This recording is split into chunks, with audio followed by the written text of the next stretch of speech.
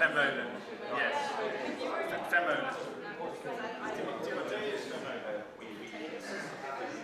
Timotheus is also. You can say Timotheus Vermeulen. It's Vermeulen.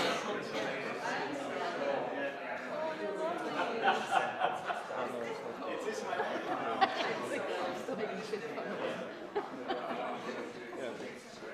No, where's the...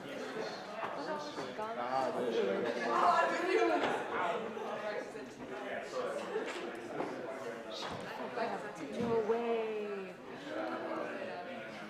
All the structures.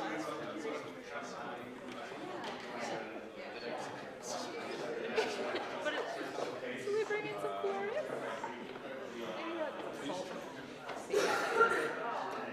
Is she once part of the jury or something?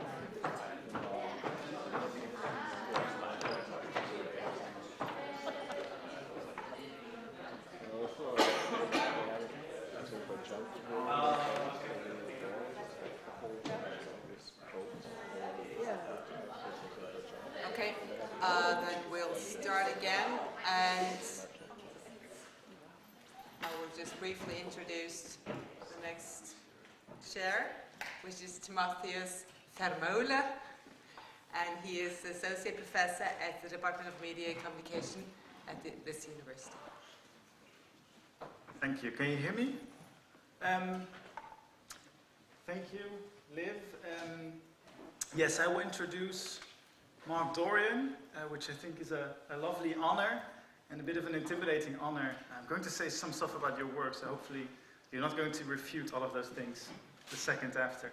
I've written a few notes down and I thought I'd read them up as a way of introducing our splendid speaker.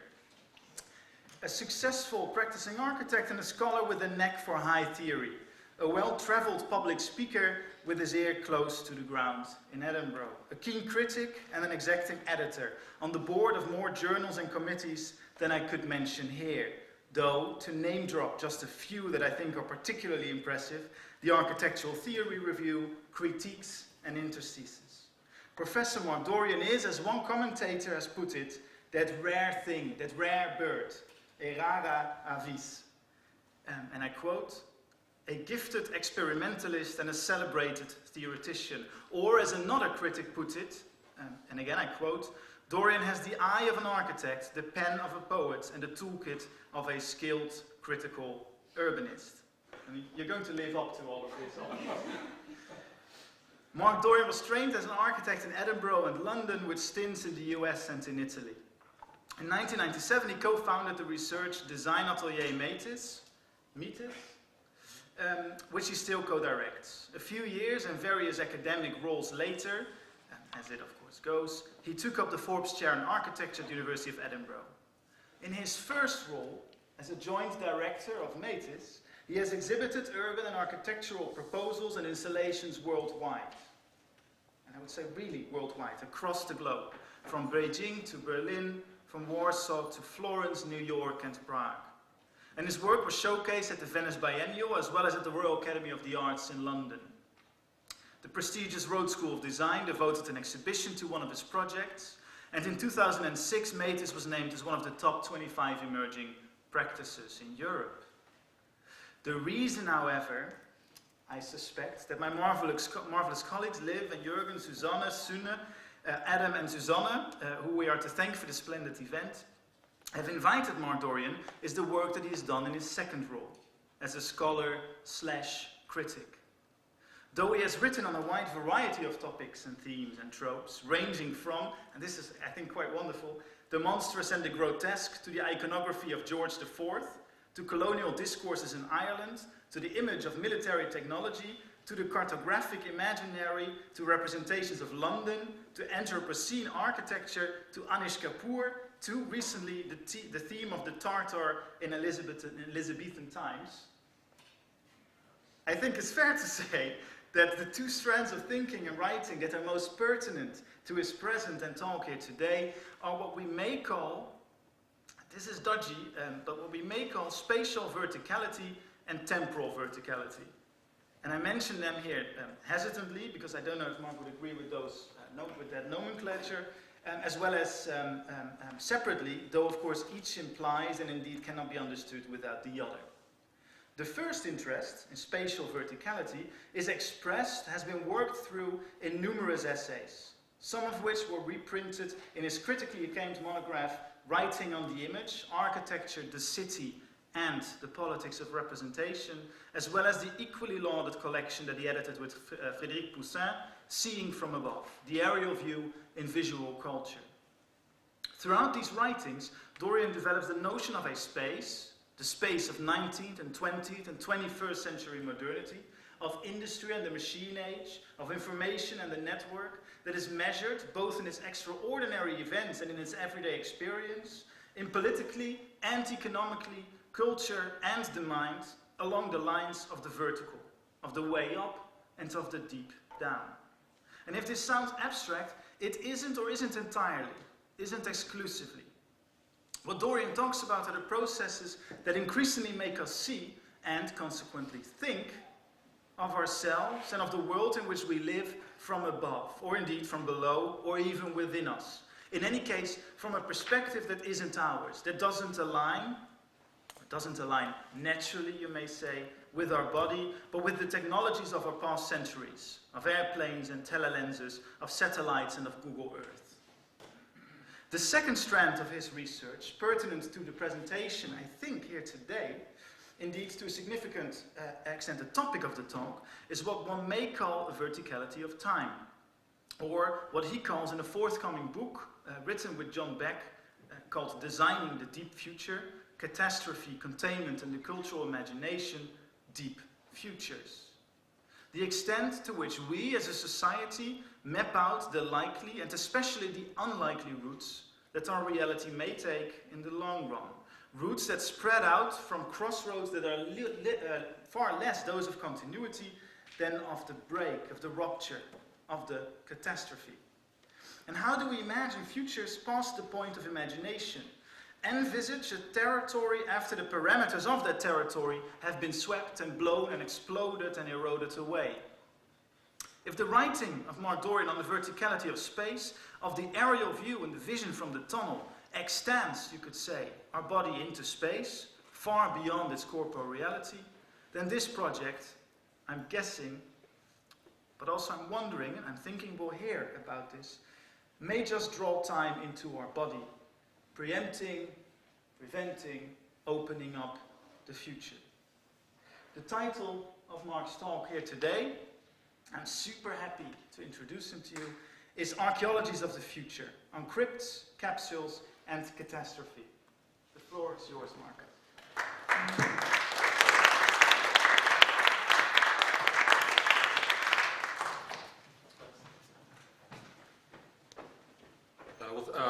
Thank you, Tim, for that extremely kind introduction. It's all kind of vertically to the top. I think it's sort of all downhill from here. Yeah, please, yeah, switch over. So I was struck at the start by Liv saying that sort of characterising architecture and geography as the kind of older sisters of media studies, and this is a slightly fairy tale-like connotation for me, as if media studies is the Cinderella, the Cinderella younger sister. But I really feel that today that the older sisters have been invited by Cinderella to come to the ball and enjoy this really sort of fantastic and interesting event. So in sort of thinking about what my contribution to this could be, I thought it would be interesting, as Tim has implied or described in his talk, to sort of introduce the question of time and verticality, and I suppose this was something that was kind of in the background of my mind a little bit. In relationship to some of the work that I'd done before on the cultural history of the aerial view, the cultural history of seeing from above, and I was struck sort of looking through that material that how frequently, whenever there are sort of cultural manifestations or setups which are about either seeing into the future or the past, that these somehow are manifested through some spatial setup which involves some kind of vertical relation. I mean, in a way, this is already there in the etymology of the term prospect, which is certainly a term about seeing, a term that's linked to sort of conditions where one gets high into a high position to look, to look forward, but also sort of early uses of the term linked to kind of seeing of the future as well, a kind of a revelation of the future. So early occult representational devices, certain magical mirrors or occult forms of reflecting stones, were sort of described in early England as prospect mirrors, things that sort of looked forward into the future. I think we have sort of examples of this looking down or looking up, being kind of looking across time. There are various sort of examples of that, I think, within modernity that it's interesting to think about. So in a way, whenever, I think we see something of this whenever Antoine de Saint-Exupéry, talking about his experiences as a war pilot, talks about looking down through the crystalline glass of his cockpit, looking down at the battlefield below as if it was an earlier life form.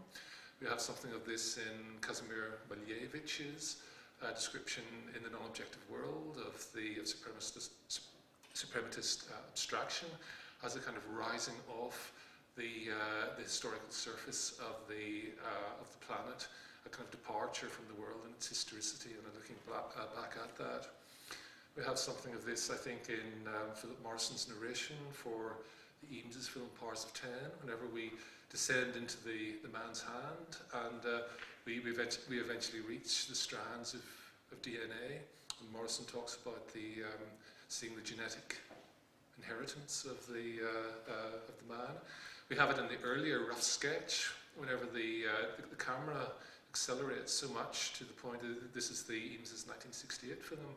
The camera accelerates close to the point of light, and we have the dissonance between the two chronometers on the screen, one which is measuring Earth time, the other time at the point of observation. So this literally becomes a kind of time travel. We have it in the various archaeological motifs, of course, where sort of going down is imagined to be a kind of passing through time. And the material I'm going to talk about today really sort of thinks about that, or thinks about one specific manifestation of that, or rather two, which are the twin time capsules that were buried side by side at the New York's World Fair site in Queens. So, as Tim said, this is sort of linked to some ongoing work. This is very much work in progress. And I want to mention my friend and colleague John Beck that this work has emerged in dialogue with. So to start this, I'm going to play you a couple of sort of movie clips from this film, The Middleton Family at the New York World's Fair. So this was a film that was produced by the Westinghouse Electric and Manufacturing Corporation. This was the corporation that sponsored the time capsules, and I'm going to fill in these film clips. Set up a kind of context for what I'm going to say. I'm going to return to this. So it's, I'd like you to sort of listen to the kind of audio track is important here, and I'm going to specifically return to that. This was an hour-long promotional film that was made as a kind of family drama. So here we go. Whoops. Let's try again.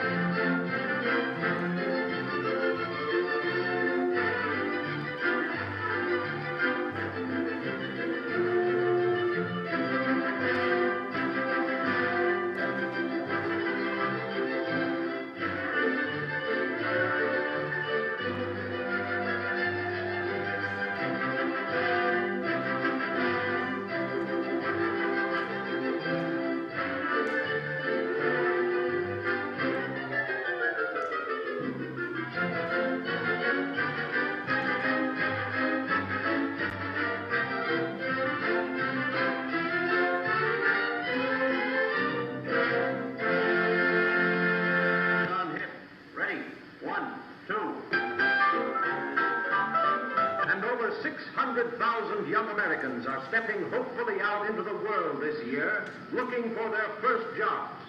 The same number faced a similar problem last year. An equal number will face it next year. What chance have these boys and girls in a world already staked out? Now that the land project is told, Good morning, son. Have a good sleep? will they find welcome or closed signs on the gateways of opportunity? Blah, blah, What blah. can the generation look forward to? Wait a minute, What Bud. hope is there for youth in the world of tomorrow? The answers to these questions are vital to every man, woman, and child in the nation. They present grave problems to labor, commerce, agriculture, and industry. Their solution should be of primary concern to education and government for the quality of citizenship. You're telling us.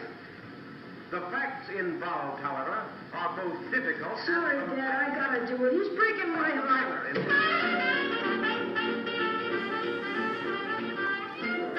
I should think you'd be interested in hearing about opportunities for young people. What opportunities? See, do you know the motto of the last graduating class? Something lofty, no doubt. Yeah. WPA, here we come. That's super long. Well, I guess times change. I remember when I was your age, Sure, I know. You were working for a hardware jobber, and you kept right on till you saved enough to open your own store. Yes, and I don't see... Because times changed, like you said. We've got all the hardware stores we need. And all the grocery stores, all the doctors, all the lawyers, all the gas stations, all the everything. But it don't stand to reason that a country with our record could all at once lack openings for young fellas. No, you just try and get a job. Maybe it is difficult, but it's worse to be a quitter. Now, you've got years of school ahead of you. Yet you let your friends talk you into believing you're licked already. Well, they know what they're talking about. Now listen, son.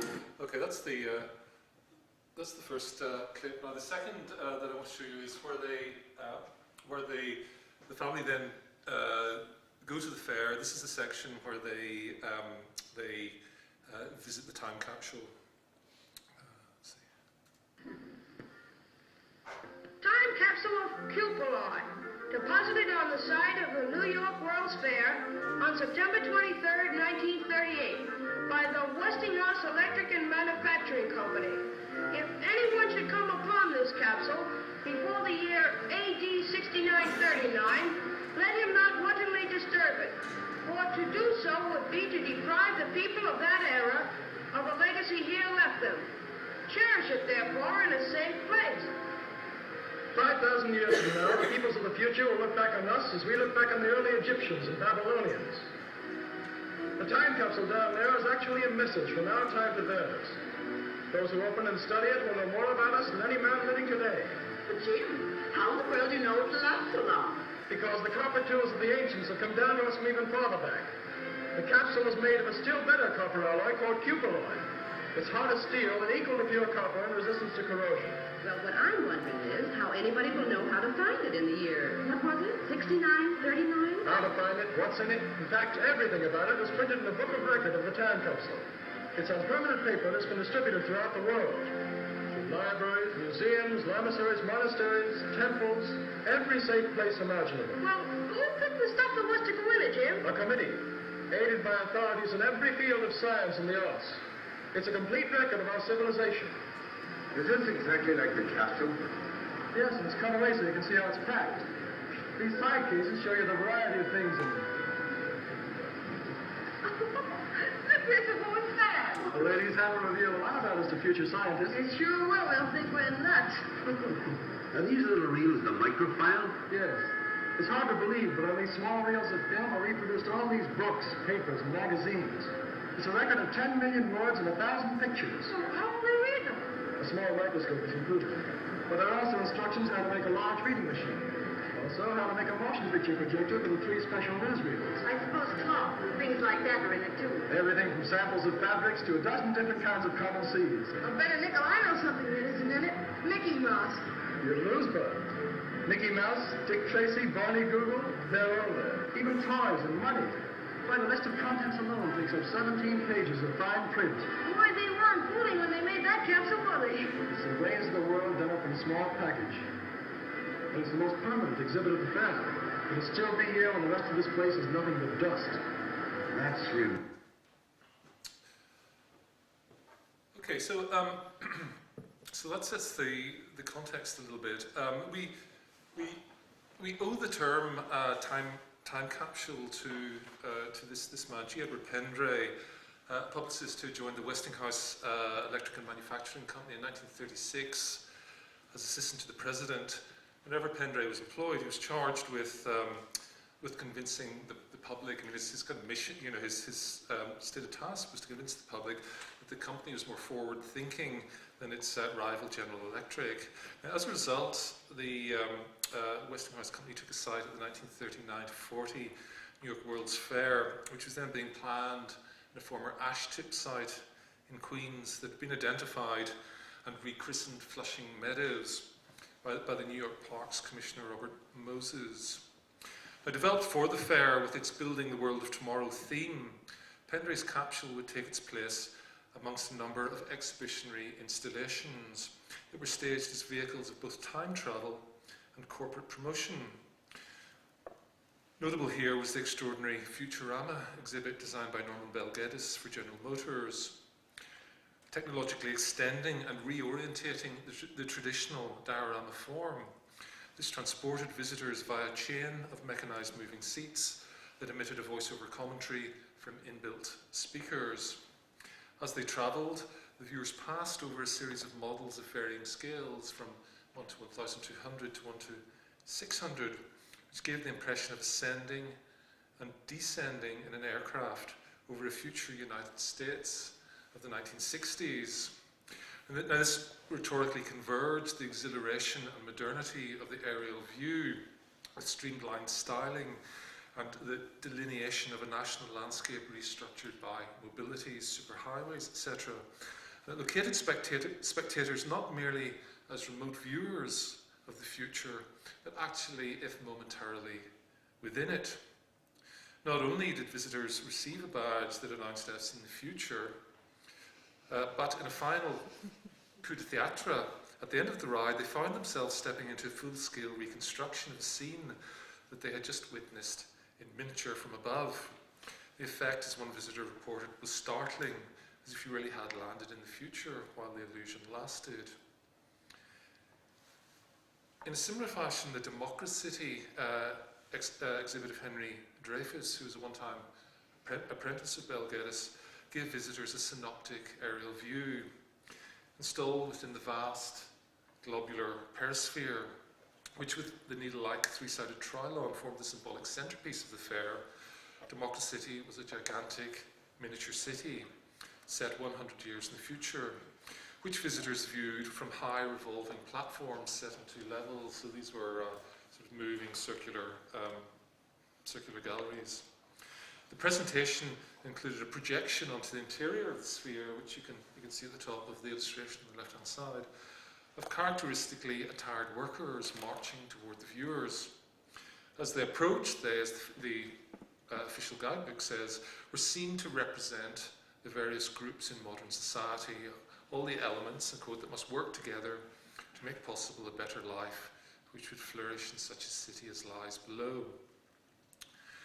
The 1939-40 New York's World Fair, with its insistent and optimistic futurism, has been understood as the apotheosis of the US Depression-era expositions. These were events underpinned, as Robert Bennett notes, by deeply entrenched, I quote, deeply entrenched commitments to scientific rationality, technological progress, modernist aesthetics, industrial design, increasing consumer prosperity, and a highly positive view of corporate capitalism, end of quote. And while in many ways the Westinghouse time capsule was fully compliant with all of this, at the same time, through its fundamental programmatic conceit of transmitting a record of contemporary civilization into a far distant future, it put in play a series of representational dilemmas and effects that troubled the more straightforwardly positive future visions that were in evidence at the fair. Now, certainly the time capsule appeared as an emblematically modern object. Shaped in Pendray's description like a torpedo, it was slim, smooth, gleaming, and with its tapering ends streamlined. A missive targeted a 5,000-year future date, whose technology, the technology of the future, it might already be imagined to anticipate. In the publicity information produced for the sister vessel that would come to be buried alongside it in 1964, the very metallic luminescence itself takes on a symbolic value. Shining proof, as the brochure wrote, that man endures and indeed prevails. The shell of the 1939 capsule, which you see here, was cast from an anti-corrosive copper alloy. It's 99.4% copper, 0.5 chromium, and 1.1% silver, developed by Westinghouse and enshrined in the official name, the time capsule of Kupoloi. The interment of the device took place at noon on the 23rd of September 1938, at the precise moment, according to the publicity material, of the autumnal equinox. In a 50-foot deep silo on the Westinghouse side, which is christened alternately the Immortal Well, as we saw in the film clip a moment ago, or the Well of the Future, there it remained visible via a periscope mechanism until the fair closed, when the well was finally sealed.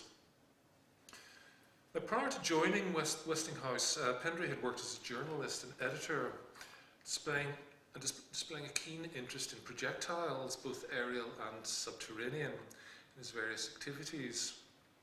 In 1929, when he was currently on the staff of the New York Herald Tribune, he had published a science fiction novel entitled The Earth Tube under the pen name pseudonym Gawain Edwards. In this, an enigmatic, sort of pseudo-Mongolian Asiatic horde conquer and enslave China and Japan, closing the East again to Western ideas and commerce. The Asiatics go on to mount an invasion of the West by drilling a huge tube through the centre of the Earth, stretching from an artificial island off the coast of Japan to one lying near the southern coast of South America. Now, through this, in Pendray's book, hurtles a strangely time capsule-like vehicle, which, although gigantic, is described as bullet-shaped and tapered at both ends, and is made of a mysterious metal alloy, by virtue of whose prodigious capacities the Asiatics have made their conquests. In the plot of the story, South America becomes it's a kind of malign, militarized geoengineering. South America becomes flooded with water. Conversely, the Asiatics, in their control of metallic substances, they flood the US with gold, which they cascade down upon the nation in an effort to undermine its private enterprise economy and provoke a totalitarian socialism. The year following the publication of The Earth Tube, Pendray became one of the founder members of the American Interplanetary Society, a group that grew up around a circle of contributors to publisher Hugo Gernsback's science fiction magazine, Science Wonder Stories. I think this is something that's notable in this particular cultural history, that in a way the homegrown American sort of rocket program, as it were, develops out of science fiction speculation. It's very, very closely tied to science fiction imaginaries. David Lasser, who was the editor of Science Wonder Stories, was himself a science fiction writer and was the author of the influential non-fiction The Conquest of Space. In 1931, became the first president of the American Interplanetary Society, and Pendray himself succeeded him in 1932.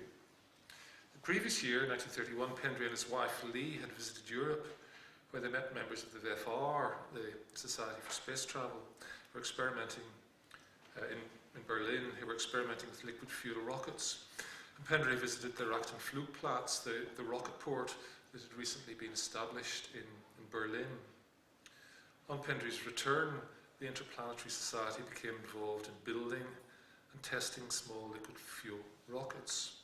The first trial in November 1931 failed, but the second, launched by Pendray and his associate Bert Smith from Great Kills Park, Staten Island, for a public audience in May 1933, successfully lifted off and rose to 250 feet before the oxygen tank ruptured, bringing it back to Earth. Kind of a film record of this launch. 25 years ago today, a generation passed, but containing the seeds of the present. On Staten Island, the world's first liquid fuel rocket was ready for launching by G. Edward Pendray of the American Interplanetary Society. Rocketry in those days was carried on by amateurs without aid from government or industry. This 7.5-foot missile, powered by gasoline and liquid oxygen, gets off beautifully. In mid-flight, the fuel chamber overheated and exploded. Said the builders, the explosion actually would help improve the next one. Familiar sounding words.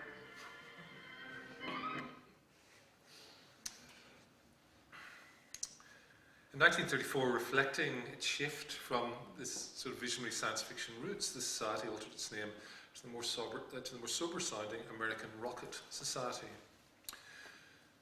Now, while the term time capsule was Pendray's, the idea had clear antecedents, such as the two safes associated with the Philadelphia Centennial Exposition of 1876. First of these is the Civil War widow, Mrs. C.F. Dimes' Century Safe, here, and the photographer Charles D. Mosher's Memorial Safe, which are both planned for opening at the US Bicentennial in 1976. Intended by the progenitors to remain visible to public view, so these weren't buried. They set the intention was that they sat in public buildings. With these early examples, no efforts were made. Nick Yablon writes. Yablon has done some important work on this. So no efforts were made to keep the vessels fully sealed or their contents concealed until their target date. Closer to hand and of direct significance for the Westinghouse time capsule was the Crypt of Civilization project, which was initiated in 1935 by Dr. Thornwell Jacobs, president of Oglethorpe University in Atlanta. Now, this crypt, which has been described as both the first millennia-spanning, deliberately targeted repository project, and also the first microcosm time capsule in the sense that it tries to interiorize the kind of some sort of cultural totality, which it then secures for the future. This project had decidedly Egyptological associations, partly inspired by post-World War I archaeological discoveries, in particular the 1922 opening of the tomb of Tutankhamun with its array of quotidian utensils. The Oglethorpe crypt took the form of a massively constructed cell, 20 feet long by 10 feet wide, within which the selected artifacts were secreted. As with the Centennial safes, it projected its target date forward from an originary reference point, such as the time of sealing would come to be the historical midpoint. Far from a modest century, however, the reference date was now dialed back to 4241 BCE, the earliest recorded date in ancient Egyptian records, and the one assumed by the historian Edward Mayer to represent the starting point of the Egyptian civil calendar. This consequently pushed the crypt's target date to the deep future point of 8113 CE, Christian era. Pendray was familiar with the Oglethorpe crypt.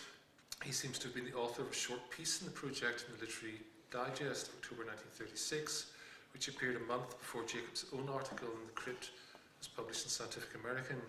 Indeed, Jacobs records in a diary entry that he visited Pendray in September 1938, while the latter was working on the Westinghouse time capsule.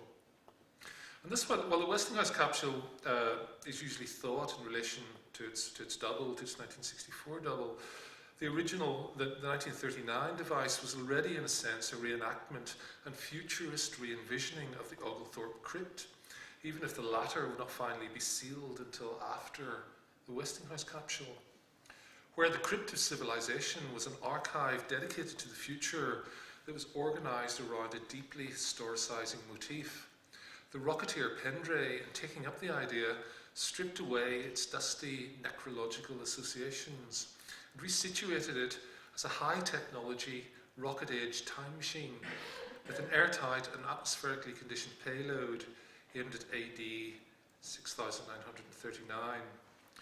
Perhaps not coincidentally, at 7 feet 6 inches long, the time capsule turned out to be the same dimension and proportion as the American Interplanetary Society rocket that Pendray had launched from Staten Island. Apparently, before the name time capsule was decided upon, time bomb had been first considered. Now, in this discussion of the century chest developed by another century chest project developed by the financier Louis Erich in 1901, Nick Yablon has suggested that the notion of the time capsule as microcosm, as a kind of total interiorization, emerges in relation to an ideational horizon of impending catastrophe. Of the Erich chest, he writes, anticipations of social rupture evidently generated a corresponding rupture in the epistemological function of the time vessel. Now the vessel becomes more ark-like, it has to be sealed, it has to protect its civilizational contents. Within the conceptual frame of the time capsule's microcosm, the aspiration becomes to encapsulate a present totality, however that is construed, and to convey it to the other side of the catastrophe, whose presence to come forms the motivating rationale for the project. And here the Westinghouse time capsule comes into focus as different in kind than those other time machines that proliferated in the 1939 to 40 fair. For if the conceit of the latter was to install the future in the present, and thereby occlude or avoid the question of the transition between the two, or at least to dissolve it in sublimated representations of labour, a la democracy, the programmatic intention of the time capsule was to project the present into the future in an act of proleptic memorialization that depended upon, however elided, suppressed and qualified it might have been, a larger narrative of loss. As Eduardo Cadavas noted in a different, although related context, any collective or political programme motivated by a will to absolute and eternal imminence is organised around the production of death. Commenting on the emergence of millennia-spanning time capsules in the 20th century, the historian of time capsules, William Jarvis, has characterised them as, I quote, a zenith, a celebration in the history of human civilization, and has noted that their contents tend to be vast, encyclopedic in scope. Generally, the time capsules, the scope of deposited contents is directly proportional to the targeted date span. End of quote. Now, certainly, in a sense, they are celebrations. The Westinghouse capsules are celebrations, and this is closely linked to their typical topoi of the fairs. But another way of narrating this is to recognise, following Yablon, that time capsules become microcosmic or encyclopedic when they enter their catastrophist phase. Their deep future projections are part and parcel of this.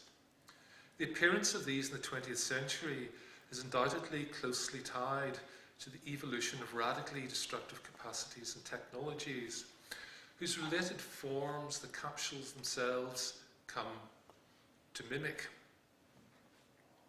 Now time capsules no longer sit in public display or are permeable to the present, but go deep underground like the Westinghouse capsule, or become bunker-like installations such as the Oglethorpe Crypt with its 7-foot thick stone roof. Now, this ambivalence deeply marks the various productions around the 1939 Westinghouse capsule, such as the Book of Record of the Time Capsule of Kupoloi, which is described in the book as which Pendray wrote as our message to the archaeologists of the future. Now, this slim book, which is part apologia, part inventory, part interpretive guide, and part manual for locating and extracting the time capsule, acted as a kind of unavoidable supplement, an artifact necessarily outside the secure interior of the capsule that was charged with remembering on the surface the subterranean memorial object below. In effect, the capsule was committed to the protection of the Book of Records, placed under the protection of this book, which itself consequently had to be without protection. Or rather, that protection was displaced. To this end, copies of the Book of Record, and 3,650 were produced, were distributed to various archives, seemingly including Tibetan lamasseries for safekeeping. The logic of the move was thus to presuppose the survival, in however degraded form, of the protective archives, on whose destruction the very rationale of the capsule was predicated. If proper care was provided, we're told, or at least receiving archivists were told, the printed Book of Record was capable of lasting the 5,000 years to the target date of the capsule itself. If the Book of Records survived, it presumably did so thanks to the continuing integrity of the archive, within which the kind of cultural documentation that the capsule was designed to transmit was already incorporated. And if it did not, and the capsule did turn out to be the kind of singular carrier of its cultural payload that its creators imagined, then it became temporarily unmoored, left to the vagaries of chance. And in the last instance, what Pendray optimistically described as the digging and burying habits of the human race. Now, while the Book of Records suggested at the outset that, I quote, in our day it's difficult to conceive of a future less happy, less civilized than our own, this prognosis was immediately qualified by admissions of contingency and intimations of ruin, destruction and decay.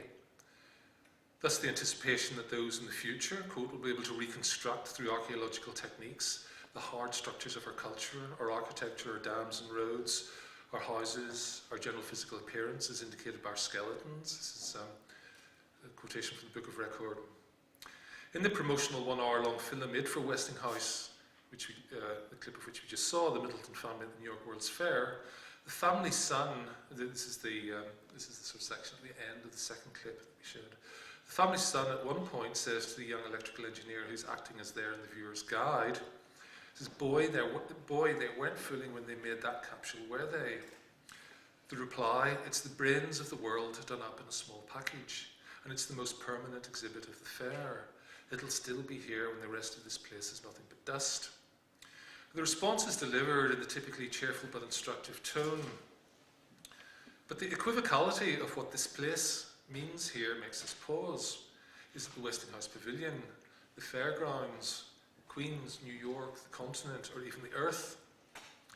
Moreover, the Book of Records' opening gambit regarding the difficulty of imagining a degraded future was hardly borne out by the commentaries of the three noted men, two of whom were recent emigres from Nazi Germany, whose messages to those to come concluded the Book of Record.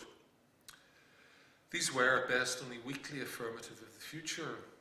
For the physicist Robert A. Millikan, the danger was that the time capsule might in effect find itself travelling in reverse, that is, into a future of atavistic despotism.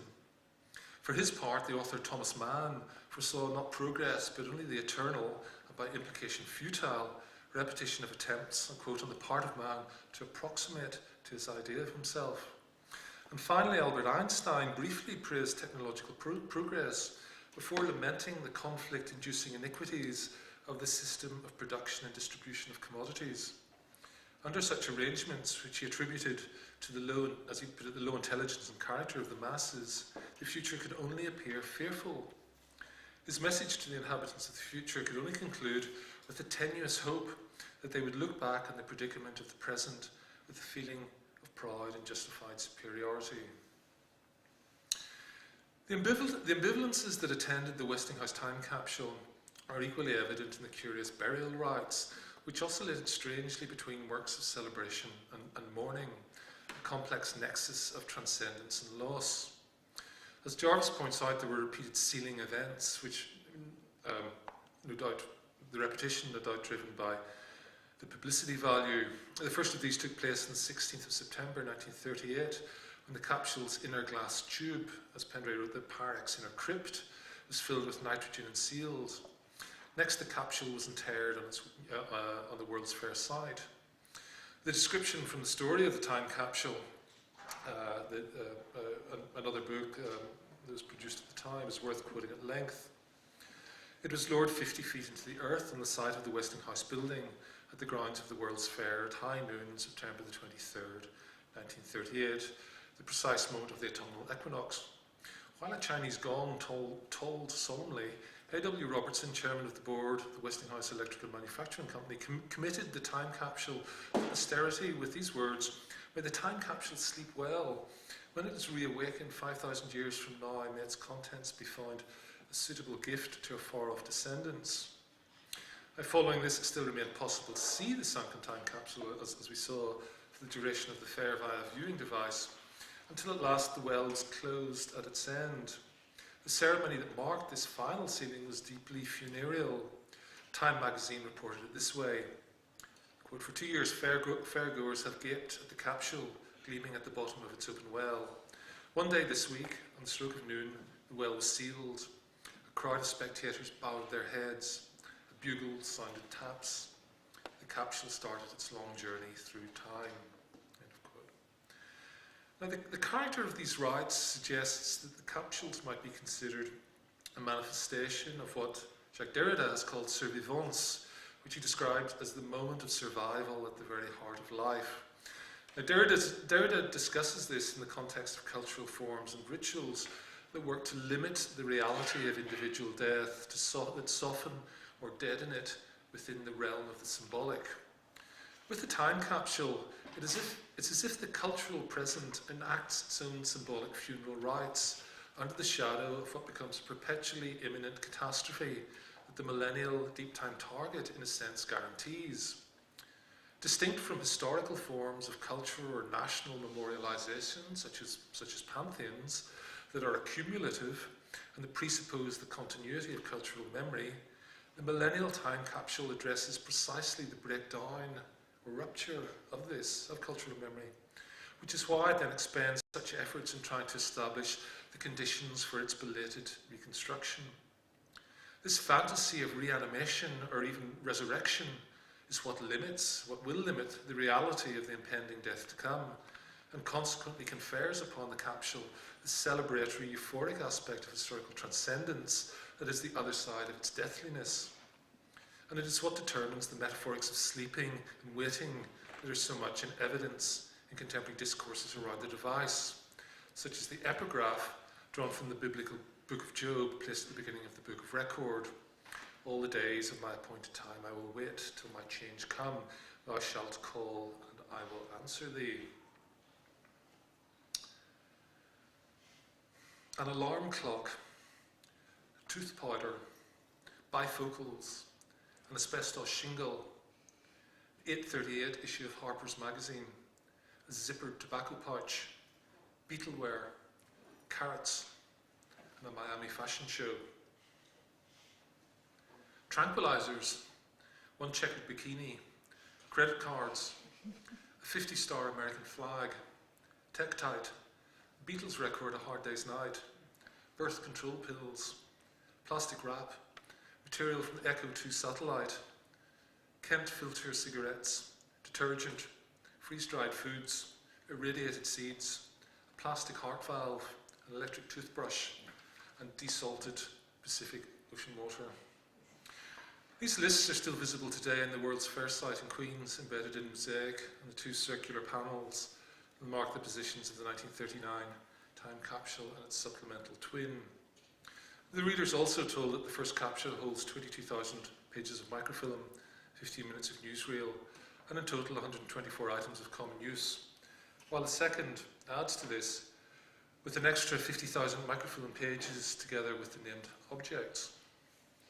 What strikes the visitor most of all, however, is the strangeness of the lists, which the texts on the panels so symptomatically and emphatically foreground. The effect is to endow what appears to be the entirely banal with a magical or incantatory quality, the asyntactical sequence of seemingly unrelated names, suggesting a kind of recitation of the objects of consumer society at the two historical points. And as this is no logical or necessary beginning, middle or close, it gains an ideological inflection as a discourse on the plenitude, one thing after another, incessantly promised by private enterprise and capitalism. Certainly the geopolitics of this issue was in the thoughts of Robert Moses, now returned as president of the New York World's Fair Corporation, when he spoke at the groundbreaking ceremony of the Cold War era capsule in June 1933. So Moses described the fair as a sort of Olympics of progress and asserted for Moses the key areas were the industrial and transportation areas. He insisted the thing that impresses foreigners most are our achievements made possible through our private enterprise system.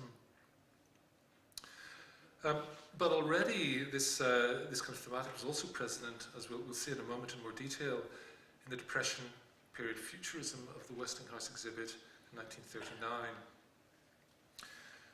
In his well-known introduction to the Order of Things, which we talked a little bit about in the text session yesterday, Michel Foucault draws his well-known distinction between utopias and what he describes as heterotopias.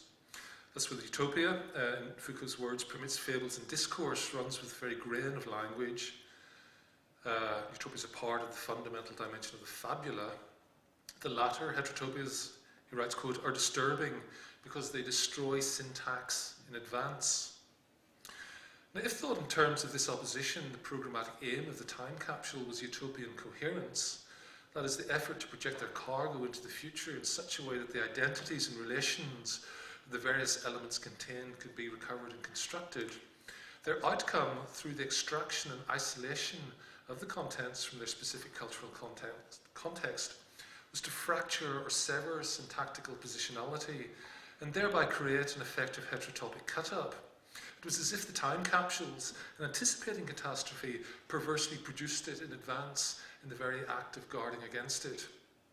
Certainly the way in which the acquisitive and exhibitionary culture of modernity fractured space and time had been evident since the 19th century, together with the related discourse on the fate of displaced and homeless objects.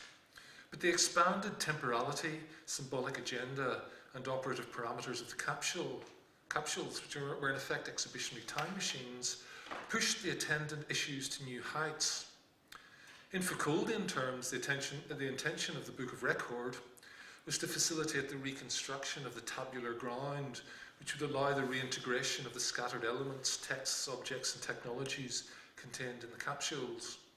In itself, Pendray wrote the key to the English language, which is a section in the Book of Record, is believed to contain all the elements archaeologists of the future will need to translate and produce 1938 English. But this seemed to ally the central question of the conditions and limits of the far future legibility of the Book of Record itself, both its texts and images. And even though the Book of Record was necessarily positioned in an exterior, even transcendental relation to the capsule contents, the fact that a copy of the Book of Record was placed within the capsule, it was one of only two non-microfilm books, the other being the Bible. This emplacement in the capsule seemed an allegory of its fatedness to, in the end, take its place as just another one of the sequence of heterotopic elements contained within it. At the same time, as indicated earlier, it's important to note how the outcome of the curatorship of the capsules intersects with the logic of the cut-up, as it is already imminent in mid-20th century capitalist society, with its conditions of overproduction, need for constant stimulation of consumer desire, and accelerating informational forms. I think sort of an interesting, sort of symptomatic, an interesting demonstration of this is the comment of the sculptor William Turnbull, who was a member of the independent group at the ICA, the Institute of Contemporary Arts in London. The sort of group, the independent group, included figures like Peter Nelson Smithson, Rainer Banham, Eduardo Palazzi, etc. They were eager receivers of kind of American cultural objects, advertisements, magazines, etc. in the 1950s. And reflecting on this period, Turnbull wrote that American magazines were an incredible way, quote, of randomizing one's thinking. One thing the independent group was interested in was breaking down logical thinking. He says, food on one page, pyramids in the desert on the next, a good-looking girl on the next. They were like collages. Now, such interest nourished projects such as the 1957 proto-cut-up for a new novel by J.G. Ballard, a writer certain in the orbit of the independent group. Using texts cut from scientific journals and graphic notational forms such as arrows, the new novel's pages were intended to be sequentially affixed to roadside billboards where they would be read at speed from vehicles.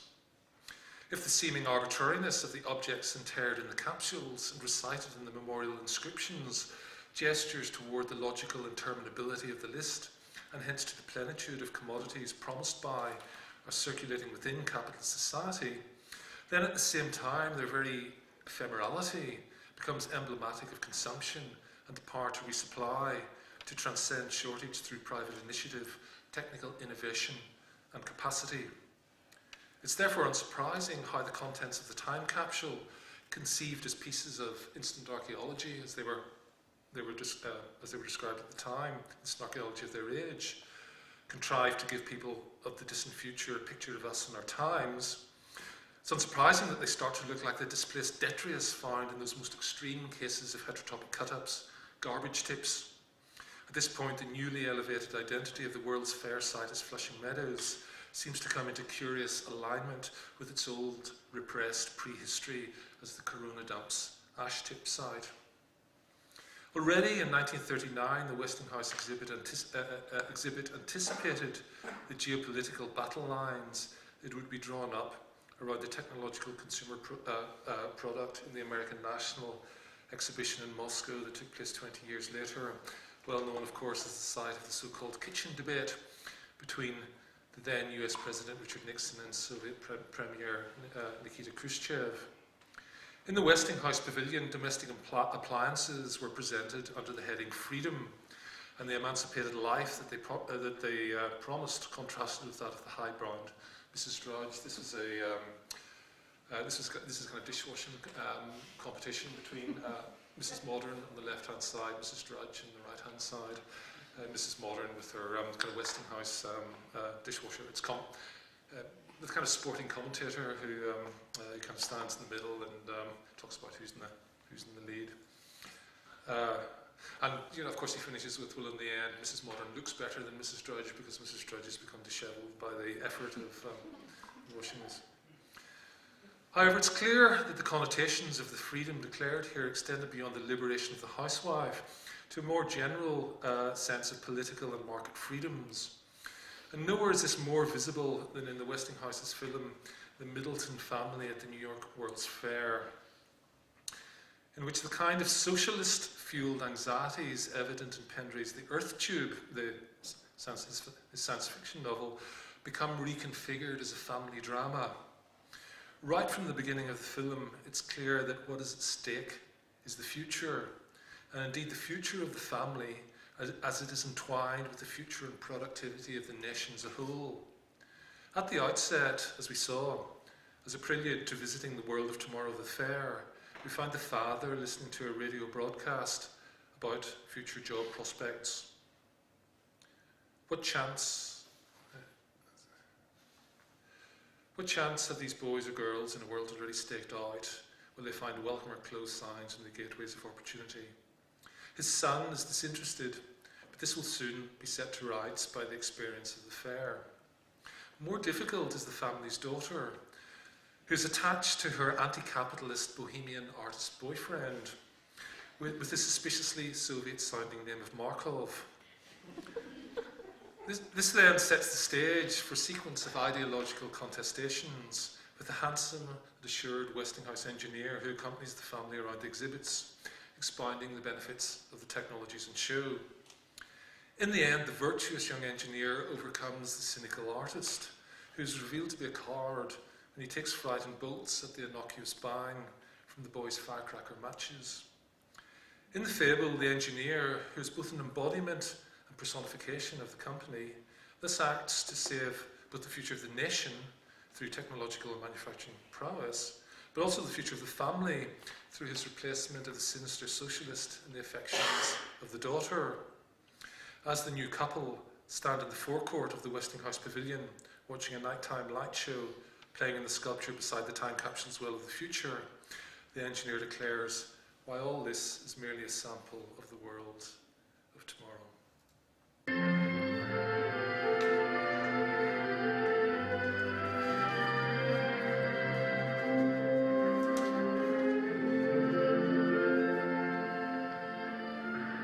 I can't help it, Babs. I've got to talk. Please, Jim, not now. Just let me hold on to you.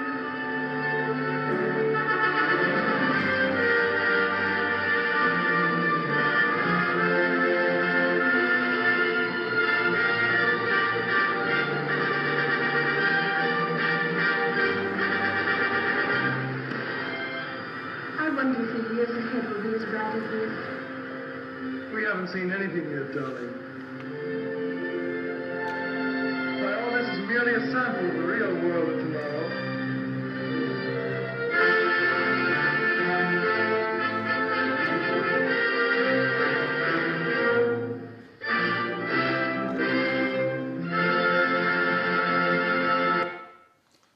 That's the end.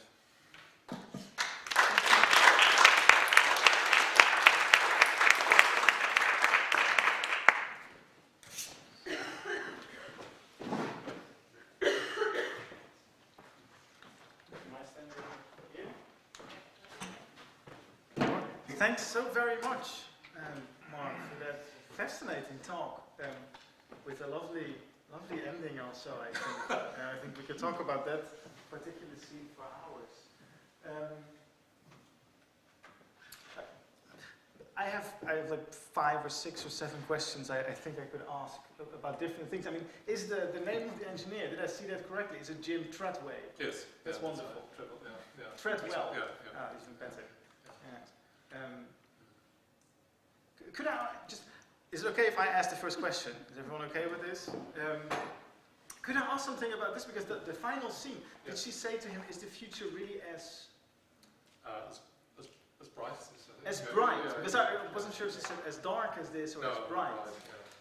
Because the entire, I mean, the aesthetics were the aesthetics of film noir, of course, and you know, everything going up in flames reminded me strangely of like a Leni Riefenstahl film. So it was a wonderful. I don't know, could you expand on the aesthetics of that last scene? Also, I think in relation to your argument, sort of the central point of your argument, and this duality and sort of schizophrenia. Encaptured within the time capsule as well.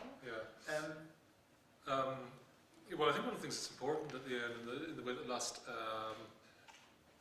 scene is staged, is that the separation from the couple, from the family, is important. So the family, the family group, sort of looking up to the elevated position of the couple, is in a way looking into the future of the, it says the future of the family. This is the kind of genealogy of the future, and the future reproduction of the family is kind of wrapped in to the, it says the reproduction of the nature through the company, through the technological, you know, the corporation is the mediator, as it were, between the family group and between the nation. And so I think so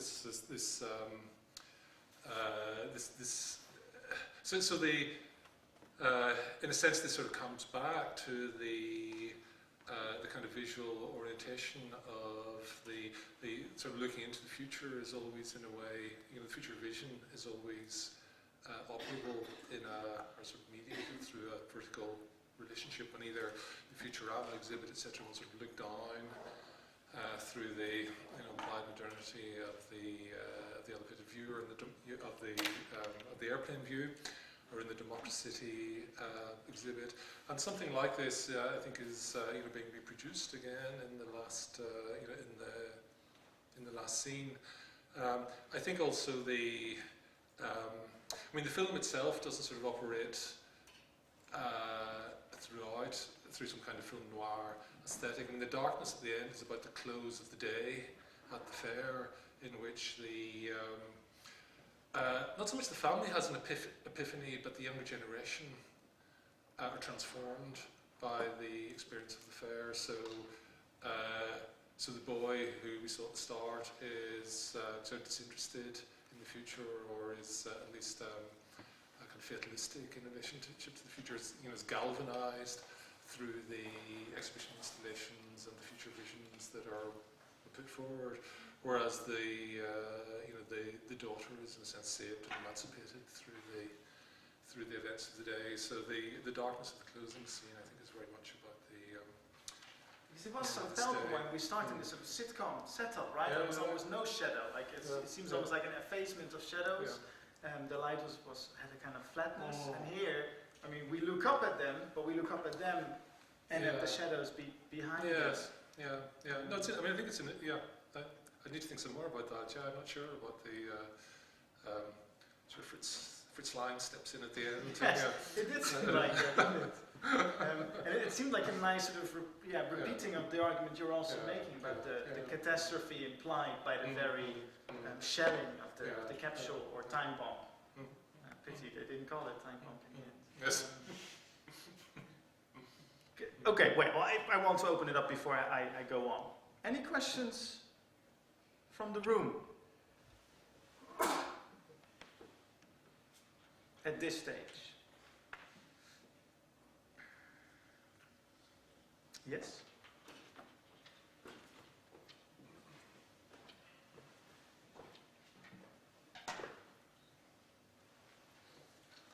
Hi, I'm Stefan from Sweden. Thank you for this. I was just wondering about, do you think there's a significance to the fact regarding the context that the word fair as an institution exhibition was sort of determined to disappear? The fact that they are temporary, these exhibitions. So there's some sort of dialectic going on with this context. Yeah.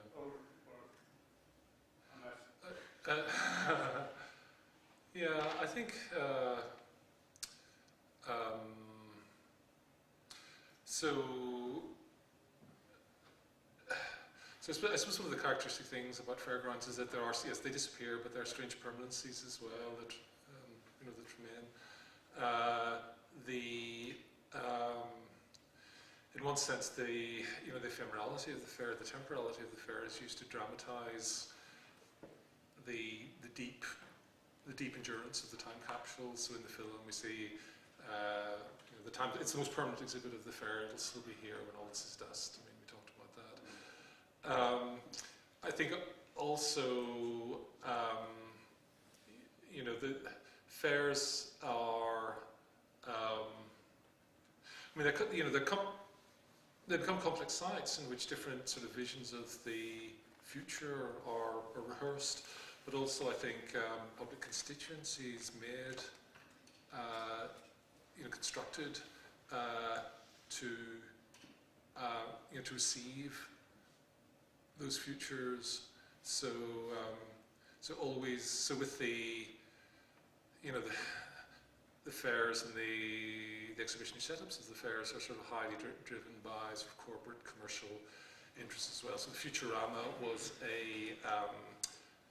was sponsored by General Motors. It envisaged a future for the nation in which superhighways and hence car production was absolutely central.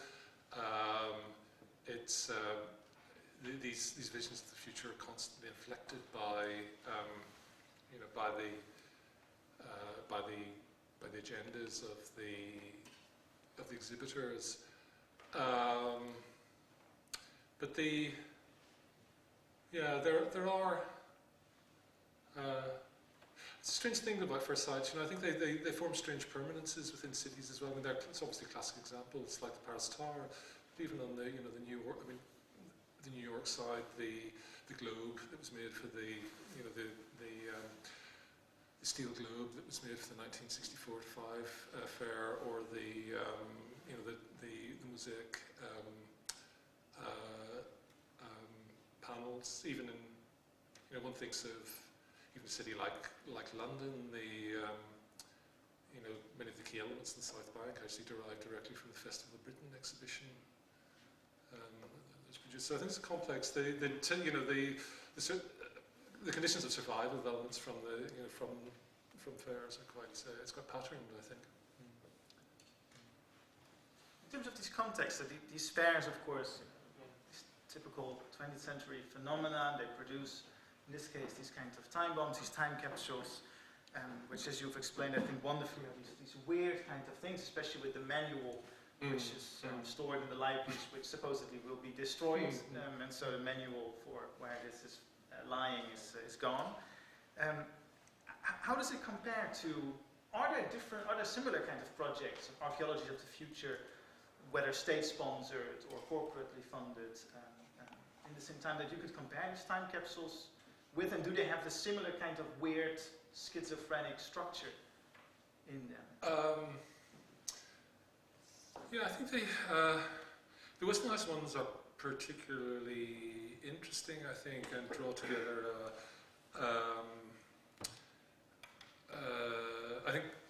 it seems to me anyway that they're very good material.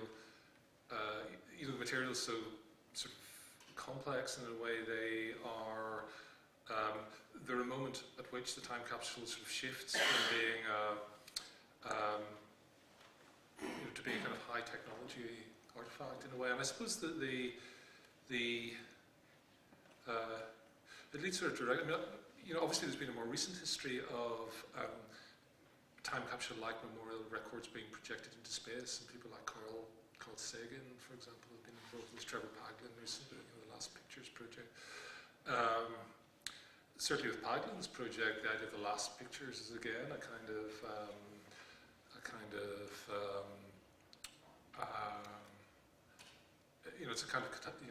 it works within a kind of catastrophe sensibility, which I think really becomes. I think in the way it's there in the Oglethorpe crypt, but I think it really becomes explicit in the Westinghouse captions. So yeah, the idea, of course, obviously the microcosmic capsule shifts the motif into an arc-like condition where the capsule becomes protected interior from which something can be repopulated or something can be reconstructed. So it's what survives into a post-catastrophic condition, and then there's some sort of imagined reanimation of the content of the content. So I think even things like isn't the seed bank, the genetic seed bank, is in Norway. Yeah. So I'm sure people here know much more about this than I do, but in a sense, the seed bank is, in a certain sense, a microcosmic time capsule, which works within a catastrophic horizon. Maybe people would like to talk about that. Is the seed bank also bunkered? Because of course the other project is a flowing project, is a mobile project in a way, a mobile memory. Is the seed bank is a? It's inside one. Of course it is. Sorry. It's small, what? It's where the polar bears are, right? It's Switzerland. Okay. You're like, okay. But I think, Yes. but I mean, presumably even the location of that is linked to some anticipation of what gets destroyed, given certain predictable. Yeah. So there's a kind of. So it's not just that. So it gets located in the. But not just the world, but also species. So Yeah. Reducing the amount of species there will be. Yes. Every Yes. species should be, so seed species should be. Yeah. But I was meaning the choice of location of the seed bank itself is linked to certain catastrophic scenarios. And Yes. Did you have a chance to look at the longer lists about what would be preserved? Do you have access to any archival files that tell us about the decision making and the distillation of these items, the selection of these particular items? I would like to see like broader repertoire of possibilities, like the kinds of conversations. Yeah. And then at the same time, the list somehow seems so utterly appropriate. Yes, there is. I mean, that's quite well documented. All the material that is on the microfilm, etc. in the time capsule. The company put together a kind of board, a committee to consult on what should go into the capsule. So they were sort of Harvard-based anthropologists, etc. I can't remember specifically the constitution of the committee, but there are. At the same time, there are very clear privileges extended. So the American Constitution is there, and then there's summaries of other national constitutions. But the entirety of the American flag is in it. So the 1964-5 capsule, it starts to look like in a way, it starts to look like a certain kind of colonization of the future through the text of the American Constitution, through the American flag. It's only a number of years later that the American flag is planted on the moon. It becomes, in a sense, sort of a missile sent through time, but with a certain, with an anticipation that. I think that the contents will make some claim upon the future. Will make some effective claim upon the future. But the Book of Record, it's not the. The Book of Record actually contains a list of all the material. The Bible is there. So the Bible and the Book of Record are the only two hard copy. Everything else is in microfilm.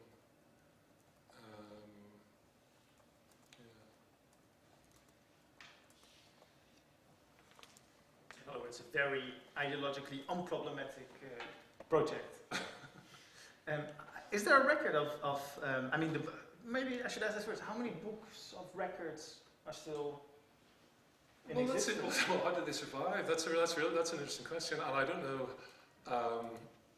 I just don't know. So there's one. I work from one that is in the National Library of Scotland. So the National Library of Scotland is the copyright deposit library in Scotland. So every there's a legal requirement to deposit any publication that is certainly sort of published in the UK. So it is quite a major collection, and one copy was sent to the National Library of Scotland. So there's a very interesting letter, which is a directive to the archivists, which is pasted into the interior of the book, which is almost. I mean, if the book of record is a manual in a way for the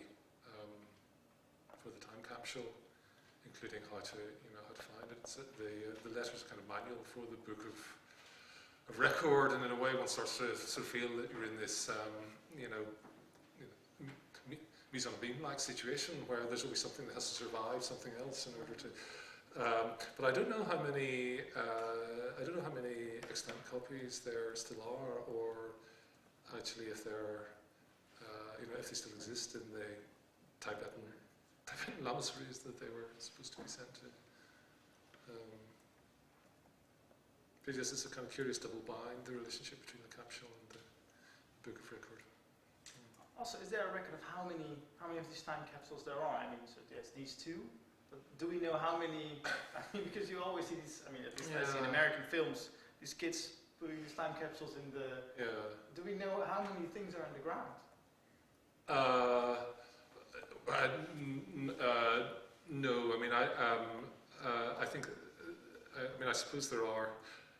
It gets difficult to decide. It becomes, they come to proliferate so much that it becomes a little bit difficult to know what is, what's actually acting as a time capsule in the sense, and what isn't.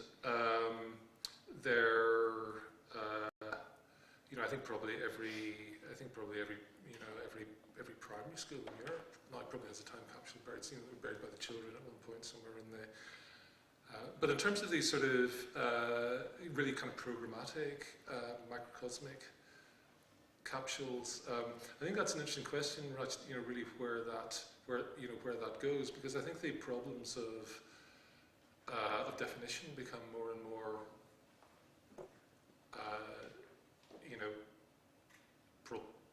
problematic and politically problematic.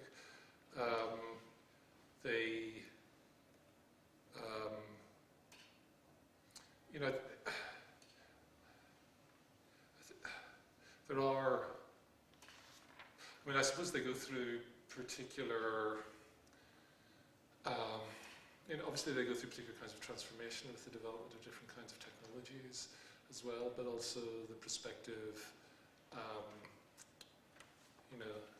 prospective possibilities offered by envisionable future technologies. So, for example, in there was a well-publicized court case recently. You might have heard about a young girl who died, where there's a battle between the parents about the cryogenic freezing of the body of the child,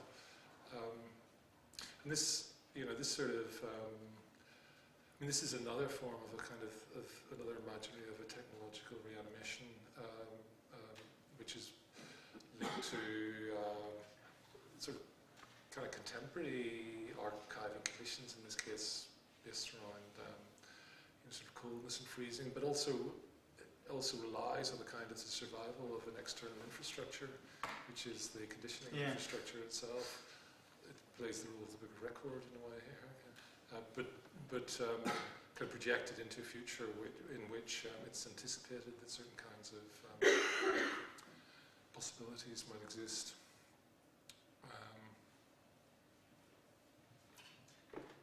It'd be nice to see how many of these things are. I mean, it would be a good joke if they go and I don't know, whatever year to restore it and they find another one on top of it by mistake. Sorry, Liv. I don't actually have a but I just wonder if it is possible to distinguish between, let's say, the phenomena of the seed bank and these time capsules by saying that the seed bank is about survival and biodiversity, while these capsules are not about that kind of, even if both have the perspective of catastrophe. Survival and biodiversity is another purpose, and I get the impression that the purpose is some sort of communication, communicating with future human beings, or future living creatures, at least somehow. Telling them who we are, letting them know that we exist. That's some sort of communication, while the seed bank is not about communication, it's about survival and biodiversity. Would that be one distinction that could sort of make sense? Yeah, it could be. I mean, it could be, and I see the point of that. But I also think that I think in the minds of the constructors of the time capsule, it was also about kind of survival. I mean, this is the sort of point between this sort of strange oscillation of imminent, disappearance and the projection of some kind of remains into the future. But also the sense that the civilization of the present and sort of meaning in the present might be reanimated and might survive in contact with the. And I think that's the. I think there is a kind of survivalist kind of imaginary that's also fueling that. No, but I see the point. I think it's much more specifically determined in the case of the time capsule. But it's yes. I think they're two very interesting cases to think about alongside one another. Yeah.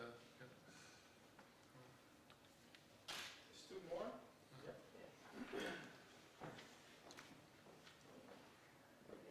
It's a very interesting debate. I was thinking about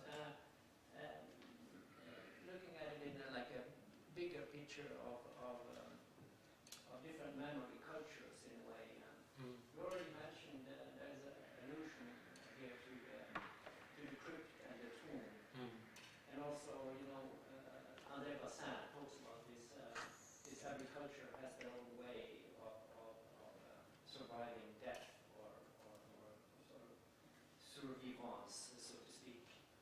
And many of the modern types of archives have been linked to national cultures or epochs or quite well-defined cultures in a way. But if you go back to ancient China, had this the way they did the tombs was very much a tomb representing the end of a certain civilization, going back to the first emperors, who collected all the soldiers, Emperor Qi. And also in the old encyclopedia, there were sort of samples of every written document in their civilization.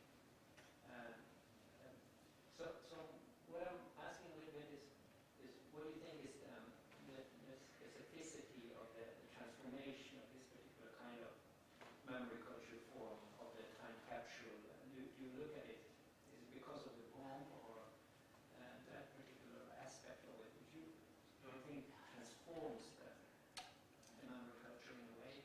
Do you see, if so, do you see similar responses within the general library archive heritage museum culture at the same time, or is this an isolated sort of more American of memory culture? Yeah, thanks for that. I think that's a very interesting question. I mean, I think two major determinants, absolutely are the sense of, certainly the kind of post-nuclear condition, although obviously the first time capsule actually, exists before that.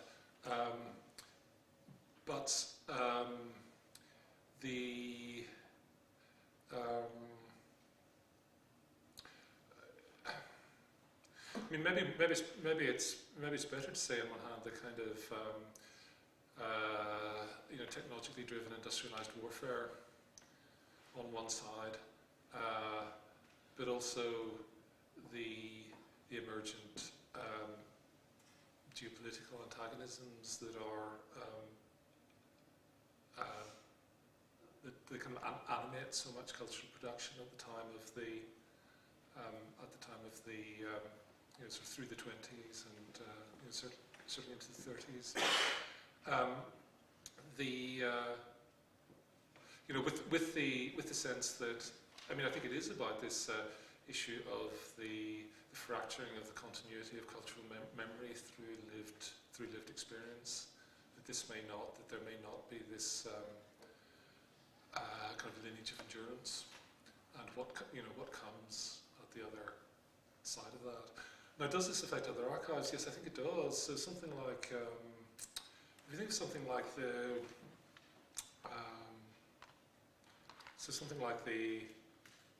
collection at the Clark Art Institute in Williamstown maybe is it up in New York State? It's sort of north of New York. Anyway, but the location, this was a kind of major donation of a private collection of artworks. It was specifically located in relationship to kind of an assessment of damage given understanding what the primary targets would be in a nuclear exchange. So the way archives start to be positioned, for example, begin to be related to that. But also, I guess one of the arguments I'm making in the paper is that they also start to take on the cultural forms of these technologies. They begin to look like missiles, or they begin to look like bunkers. They begin to be constructed as bunkers with a kind of view to being able to kind of withstand or endure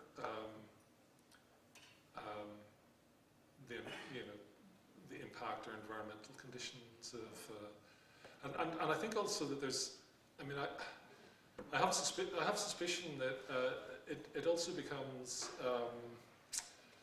you know, so in the, I mean, certainly through the 1950s, there comes to be a series of speculations and investigations around what becomes known as bunker ecology, which is the idea that one might be able to make long-time sustainable encapsulated ecologies inside bunkers, inside defensive structures. But it also intersects with speculation at the time about long-term spaceflight. You know, spaceflight that might last for 25 years or something like that into far, and being able to make an encapsulated environment that can be ecologically, there's a sort of encapsulated ecology. Anyway, and the kind of stuff that this comes out through things like Jared O'Neill's Space Colony project, which Stuart Brand became very enamoured with and part funded. There's a special issue of the Coevolution Quarterly which examines this, but then it directly feeds into the Biosphere project, and actually Lovelock's Gaia hypothesis has its roots in these bunker ecology speculations. Now, I think that archives become, in terms of the way they, it's no longer about simply creating a conditioned interior, but it might have to be sort of conditioned in the context of a kind of radical degradation of exterior conditions. And I think this kind of this increasingly sort of merges with the understanding of what a kind of properly, defensive,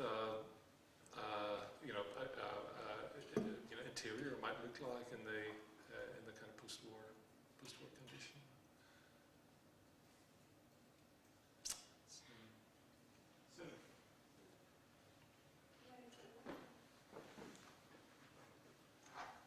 Hey, hello.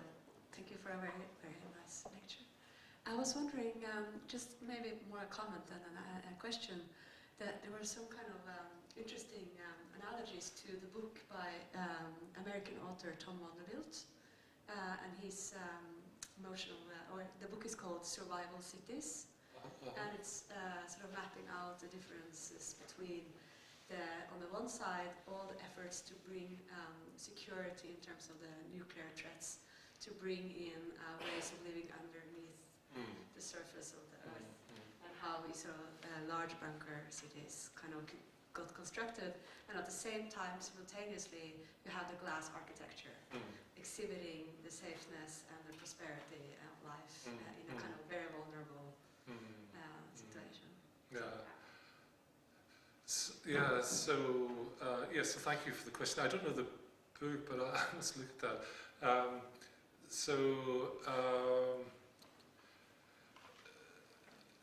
So obviously something that I think is is interesting, important to think about there is the it's kind of questions about the rights of access. Who's saved in these situations as well. I mean, who are the addressees of the spaces of of the protected spaces. And I mean, I suppose one thinks a little bit of the sort of the final scene of Kubrick's Dr. Strangelove, in which the doomsday machine has been detonated, and we get the kind of flickerings of the sort of bunker utopia in which the political elites get to kind of go underground, especially selected breeding partners, etc., and imagine that they will sort of that there will be kind of repopulation of the planet based on the on the progeny of the. And this is a familiar sort of theme in terms of, I mean, many right-wing utopias tend to be projected as kind of post-catastrophic utopias where the catastrophe produces has some kind of purging effect that then allows the reconstruction of a kind of society along the kind of ideological lines of the promoters. But this sort of constant sort of incommensurability between areas of protection in relationship to areas of exposure, and the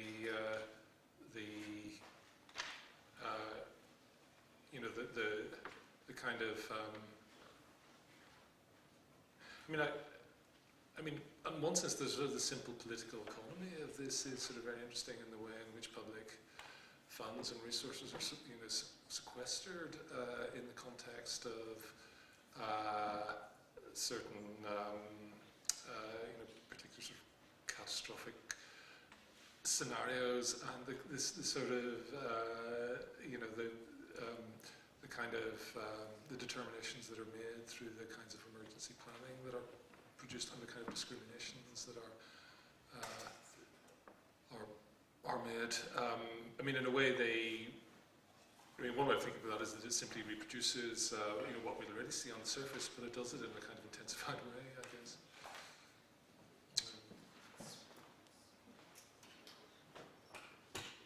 On that cheerful note, are there any last questions? Shall we thank the speaker? Thank you very much.